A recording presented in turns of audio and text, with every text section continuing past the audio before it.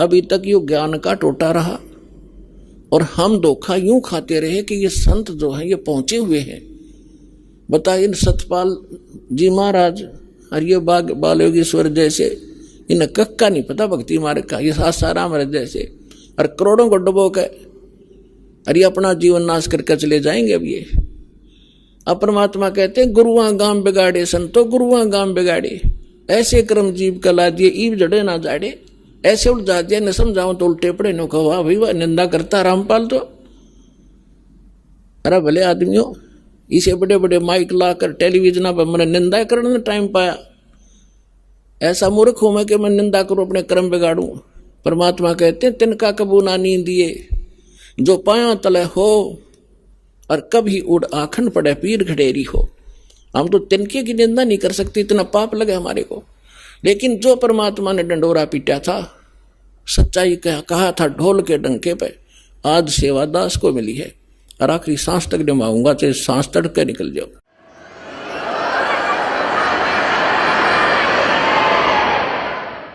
अब इसको कोई निंदा समझता है तो उसने भांग पी रखी है या कति अनजान आदमी है।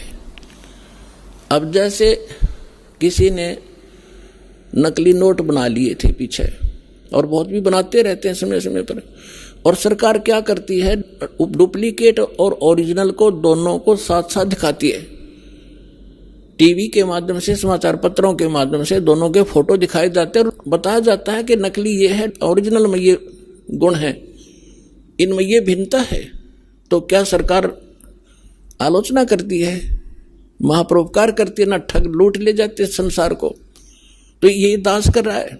हमारे ओरिजिनल नोट है हमारे सदग्रंथ और वो महापुरुषों की अमर वाणी जिनको भगवान मिला, और ये डुप्लीकेट अनुभव है इन संतों के जो उनसे मेल नहीं खाते, उनको त्याग दो, ओरिजिनल नोट ग्रहण करो बरवाला आश्रम में आके।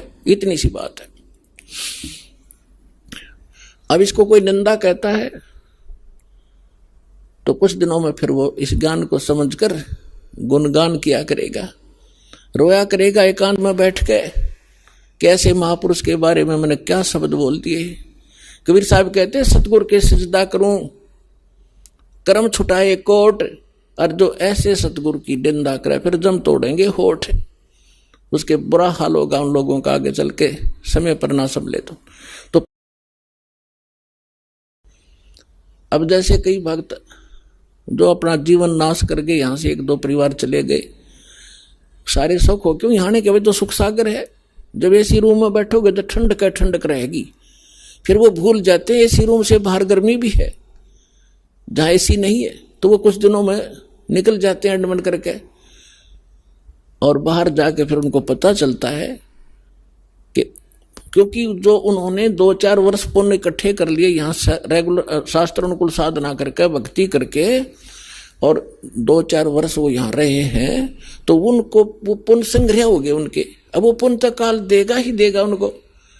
अब वो क्या गलती करते हैं, क्या कहते हैं एक दूसरे भक्त को कि हमने तो 3 वर्ष हो गए नाम छोड़ दिया, हमारा क्या बिगड़ गया, सब अटपट की बातें हैं, घर बैठ कर भक्ति कर लेंगे। तो वो एक आध न और डबो सकते, इसलिए दास आपको ये फाउल पॉइंट बता रहे हैं ताकि ऐसा कोई सिर फिरा मिल जाए गुरुद्रोही तो उससे भी बचना आपने। क्योंकि परमात्मा कहते हैं जैसे माता गर्भ को रख यत्न बना और ठेस लगे तो छिन्न हुए, तेरी ऐसे भक्ति नसावे। तो भक्ति का नाश शीघ्र हो जाता है, इसको प्रफुल्लित करने में समय लगता है। जैसे आम का पौधा बो दिया, 2-3 वर्ष में वो इतना को होगा 5-4 फुट का, और तोड़ने वाला एक बार तोड़ जाएगा। अब उसको इतना बनाने में तो 3 वर्ष लग गए, हर तोड़ने वाले ने 1 मिनट में कर दिया काम, नाश हो गया। तो भक्ति का नाश तो शीघ्र हो जाएगा, लेकिन इसको प्रफुल्लित करने में आपको सावधानी बरतनी पड़ेगी।